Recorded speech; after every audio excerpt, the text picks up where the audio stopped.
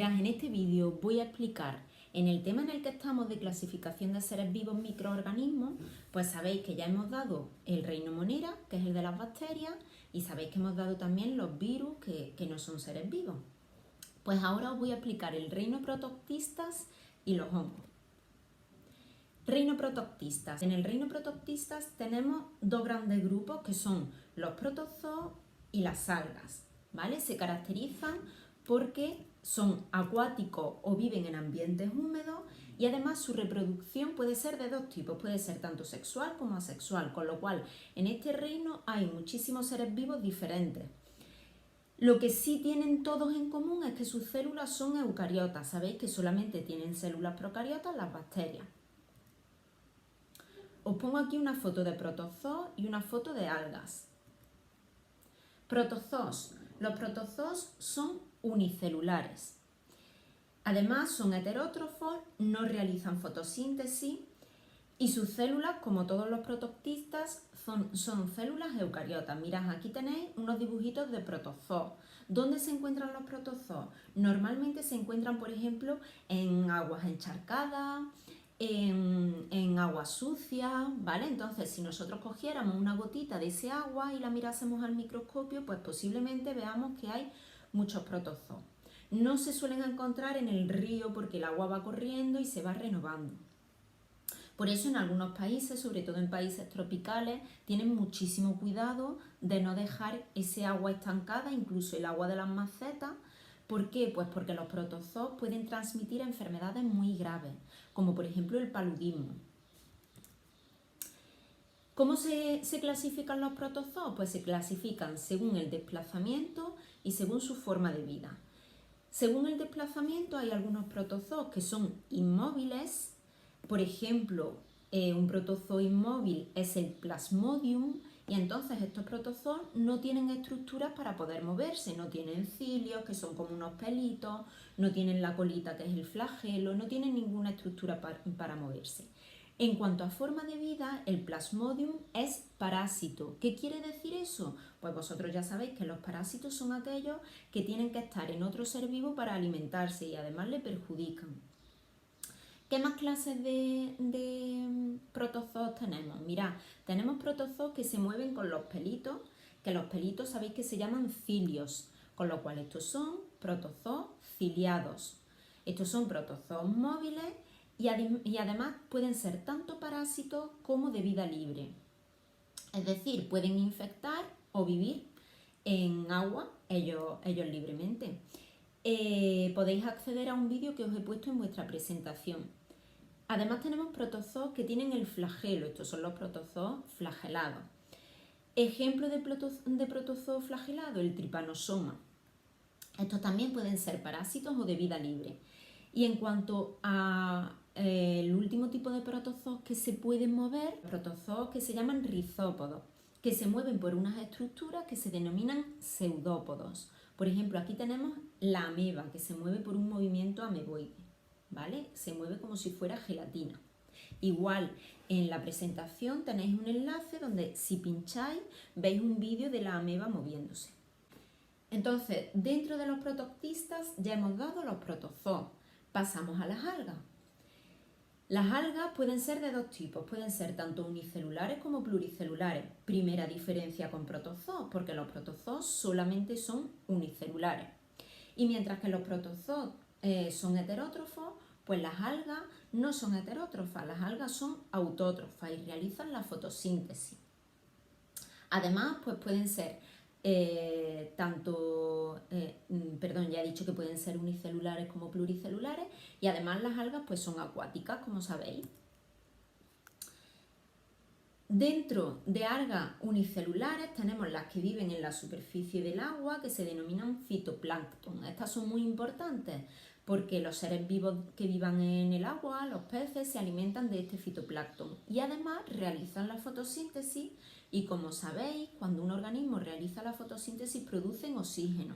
Tenemos las que viven en el fondo del agua y a estas se le denominan bentónicas. Pues las algas pluricelulares son las que todos vemos en la orilla de la playa, ¿vale? Estas algas pluricelulares no tienen verdaderos tejidos como podemos tener nosotros, que tenemos la piel y tenemos distintos tejidos. Ellas tienen lo que se denomina talo. Y además pueden ser de distinto color, dependiendo de los pigmentos que tengan, de si tienen más clorofila o tienen otro tipo de pigmentos, pues pueden ser verdes por la clorofila y por otros pigmentos pueden ser rojas o pardas. ¿Qué importancia tienen las algas para el resto de seres vivos? Primero, como os he dicho anteriormente, aparte de que algunos se alimentan de ellas, por ejemplo del fitoplancton, pues tenemos también que producen oxígeno porque son fotosintéticas. Y además, para nosotros, ¿para qué usamos nosotros las algas? Pues las podemos usar para distintas industrias, por ejemplo, para alimentación. La podemos usar para farmacia, por ejemplo, para fabricar cosméticos, y la podemos usar también como fertilizantes en agricultura para que crezcan mejor los cultivos. Terminamos con protoctistas y pasamos al reino hongos.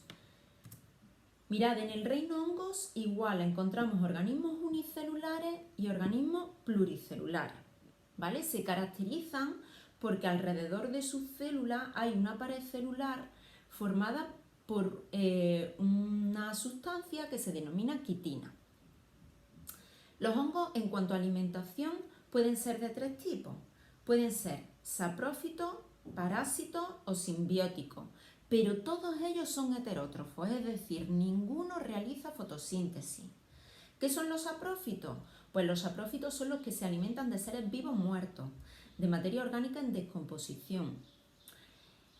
Y esto no es lo mismo que los carroñeros, que alguna vez en clase me lo habéis comentado. ¿Saprófitos es lo mismo que carroñeros? No, carroñeros estamos hablando de animales, por ejemplo los buitres que van y se alimentan de un animal que ha muerto. No, en este caso los hongos se alimentan tanto de la hojarasca, de las hojas que se caen de los árboles, como de otros animales que están ya muertos, y lo que hacen es que van a convertir a ese animal en sales, o a esa planta en sales minerales y agua para que las plantas puedan usarlo y realizar la fotosíntesis. Esos son los hongos saprófitos. Sin embargo, también tenemos otro tipo de hongos que son los parásitos. Por ejemplo, cuando nosotros cuando nos dejamos una fruta fuera o el pan Bimbo, toda esa verdina que le crece, esos son hongos parásitos.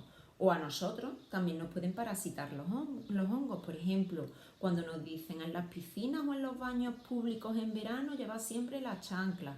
¿Por qué? Pues porque nosotros nos podemos ver contagiados también por hongos. Estos serían hongos parásitos. Y luego tenemos hongos simbióticos. Sabéis que la simbiosis es que viven dos organismos muy unidos y se benefician el uno al otro. Estos hongos simbióticos forman unos seres vivos que se llaman líquenes. Os voy a poner luego una foto. Los líquenes son una mezcla entre una alga y un hongo y se benefician mutuamente. Entonces, ¿qué tipos de hongos tenemos? Pues tenemos, por ejemplo, las setas, tenemos los mohos, tenemos las levaduras. Tanto las setas como los mohos son pluricelulares, mientras que las levaduras, que es el hongo, por ejemplo, que usamos, la levadura que usamos para hacer el pan o para hacer bizcocho, esos son hongos. Pues las levaduras son unicelulares, son los únicos que son unicelulares. El resto de hongos, pluricelulares. Bien, ¿cómo está formado el cuerpo de los hongos? Pues cuando nosotros hablamos de hongos pluricelulares, porque los unicelulares es una célula solamente, su cuerpo está formado por una estructura que se denomina micelio.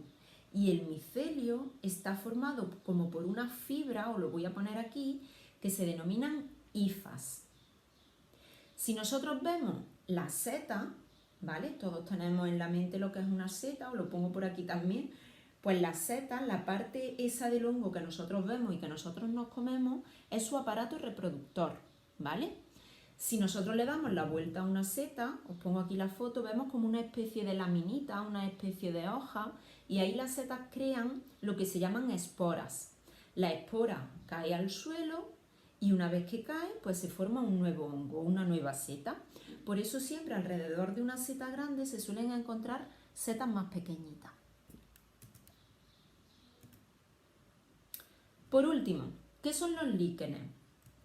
Pues mirad, los líquenes son una asociación, una simbiosis muy unida, que viven juntos, pues, de un alga y un hongo.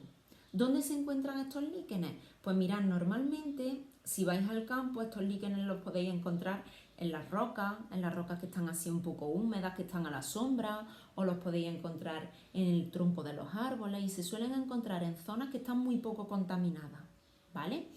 Os pongo por aquí una foto, seguramente que os suene muchísimo. Bueno chicos, terminamos ya con este tema. Estad atentos a la plataforma que os voy a mandar la tarea que tenéis que hacer, que es un proyecto muy chulo.